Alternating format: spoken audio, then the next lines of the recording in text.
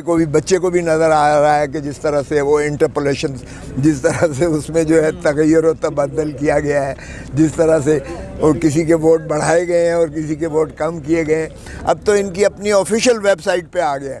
उसके बाद भी कोई गुंजाइश रह जाती है कि ऐसे ऐवान को पवित्र समझा जाए जिन्होंने इस मुल्क के जो है 5 साल का अगला तकदीर को लिखना है या बनाना है।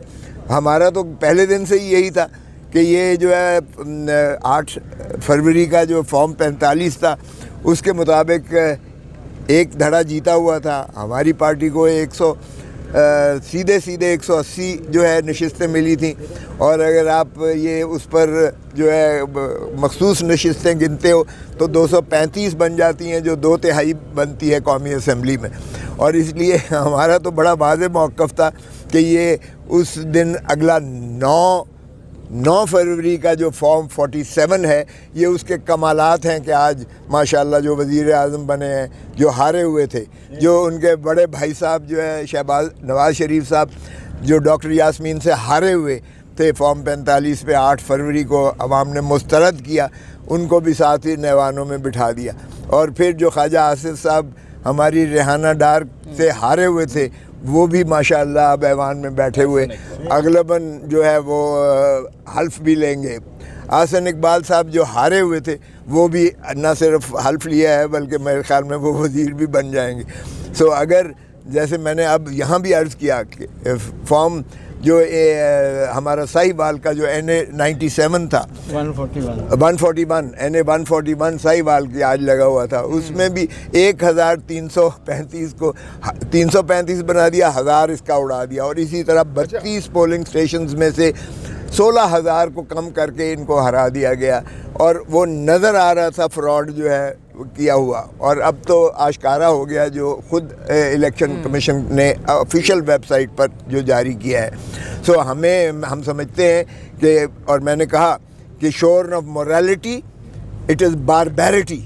फिर तो जंगल का कानून है अगर उसमें अखलाकियात और उसमें अगर सदाकत को आप निकाल देते हो। सच्चाई और सदाकत के बिना हुकूमत या ये ऐवान ये फ्रॉड होगा, फिर ये अवाम के हकूक़ पर डाका होगा, ये अवाम के मैंडेट पर डाका होगा। पहले तो धन दौलत चुरा के जाया करते थे शरीफ बरादरान लंदन में, अब ये इन्होंने मैंडेट भी लोगों का चुराया है। तो इसलिए मैं समझता हूँ कि ये जो है हमारे मैंडेट को पहले रिस्टोर करें अगर इन ऐवानों में ये चाहते हैं कि ये चलें और जमहूरियत का पहिया आगे चले। और हुकूमत का कोई जवाब नहीं है जो शहबाज शरीफ हारे हुए हैं उनको वज़ीर आज़म बना दिया। साहब अब तो हुकूमत भी बन गई है, वज़ीर आज़म भी बन गए हैं, तो इन इलेक्शन कमीशन के आप चक्कर लगा रहे हैं, डेली बेसिस पर आ रहे हैं, इससे कोई फ़ायदा होगा? अब क्योंकि हुकूमत तो बन गई है, अब वो काबीना भी बनने वाली है। देखें कोई फ़ायदा हो या ना हो, हम किसी फोरम पर हमने जो है अपना हर जगह नालिश करनी है, हर जगह अपनी आवाज़ उठानी है, हर जगह आवाम के हुकूक़ की बात करनी है। आवाम हमसे पूछती है, मुझसे जो 45,000 वोटों से जीता हूँ मुझसे भी पूछेगी कि हमने तो भाई वोट दिए PTI को, हमने इमरान खान को वोट दिए, हमने जो है आपको इसलिए उस ऐवान में तो नहीं भेजा कि आप जाली लोगों के साथ बैठें और एक फ्रॉड का हिस्सा बने। सो हम यहाँ भी कहेंगे, पार्लियामान में भी कहेंगे, अदालतों में भी कहेंगे, और अवाम के सामने हम सुरखरू होंगे कि हमने अपना हक अदा किया। इतवार को कहाँ से लीड करेंगे एहतजाज को आप? इतवार को देखते हैं, क्योंकि सोमवार को यहाँ केसेस खान साहब के भी लगे हुए हैं, पार्टहर्ड अपीलें हुई हुई हैं। सो लाहौर से हम आज मेरे पास आ रहे हैं, हम जामे एक मंसूबा बनाएंगे, बाकी इस्लामाबाद से दूसरे शहरों से जो भी हमारे मुंतखब हुए हैं, चूँकि लाहौर का मैं मुंतखब शुदा नेशनल असम्बली का मेंबर हूँ और मेरे साथ सूबाई असम्बली के मेंबर भी कोऑर्डिनेशन में हैं, तो हम इंशाअल्लाह सारे भरपूर अंदाज से पाकिस्तान में अवाम का जो है कोर कमांडर की कॉन्फ्रेंस हुई है और उन्होंने कहा कि इलेक्शन बिल्कुल साफ और शफाफ है। मेरे ख्याल में उनको इन मामलात में देखिए, हमारी अफवाज पाकिस्तान की अफवाज है, उनको नहीं चाहिए कि ऐसे मुतनाज़ा अमूर पर वो बात करें, क्योंकि ये पार्लियामान में हमने बड़ा वाज़े तौर पर कहा है कि ये फ्रॉड इलेक्शन था।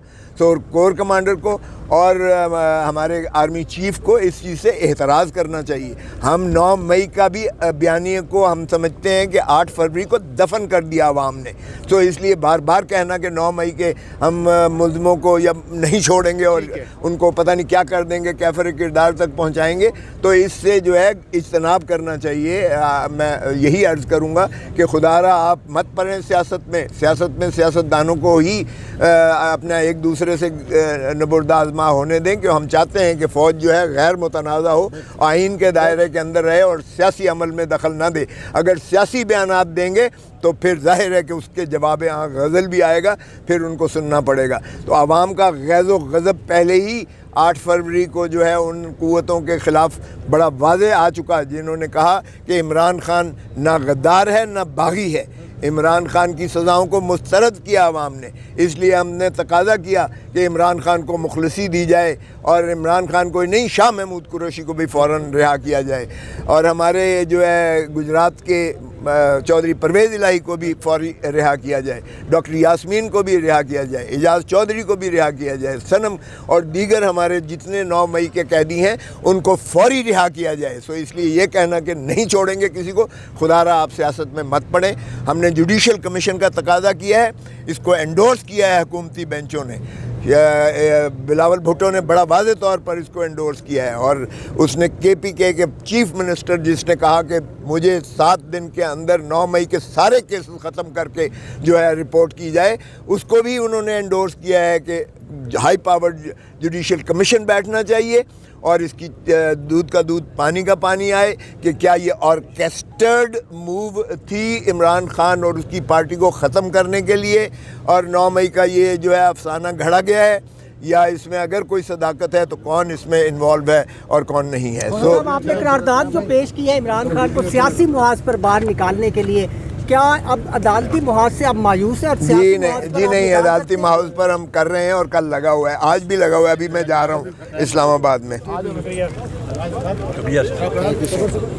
Thank you. लतीफ़ खोसा साहब इस वक्त बात कर रहे थे इलेक्शन कमीशन ऑफ पाकिस्तान में, जहाँ से अब वो इस्लामाबाद हाई कोर्ट की तरफ जा रहे हैं, जहाँ पर इमरान खान की एक पिटीशन पर आज सुनवाई होनी है, और उस हवाले से ये अब इस्लामाबाद हाई कोर्ट में दलाइल देंगे। और लतीफ़ खोसा इलेक्शन कमीशन ऑफ पाकिस्तान में आज पेश हुए थे और यहाँ से वो अपडेट कर रहे थे, बता रहे थे कि आज उनके केस में क्या फ़र्दर डेवलपमेंट हुई है और क्या मामलात हुए हैं। तो ये आप देख सकते हैं कि इस वक्त हम इलेक्शन कमीशन ऑफ पाकिस्तान में मौजूद हैं, जहाँ से लतीफ़ खोसा इस वक्त रवाना हुए हैं और वो यहाँ पर बात कर रहे थे लतीफ़ खोसा। और आज वो इस इलेक्शन कमीशन के बाद इस्लामाबाद हाई कोर्ट की तरफ जाएंगे, जहाँ पर इमरान खान की एक पिटीशन के हवाले से आज सुनवाई होनी है। इमरान खान की एक केस में FIR जो हुई उस पर प्री अरेस्ट बेल इन्होंने आज अप्लाई कर रखी है, जिसकी सुनवाई आज इस्लामाबाद हाई कोर्ट में होनी है। तो ये आपको अपडेट कर रहे थे इलेक्शन कमीशन ऑफ पाकिस्तान से।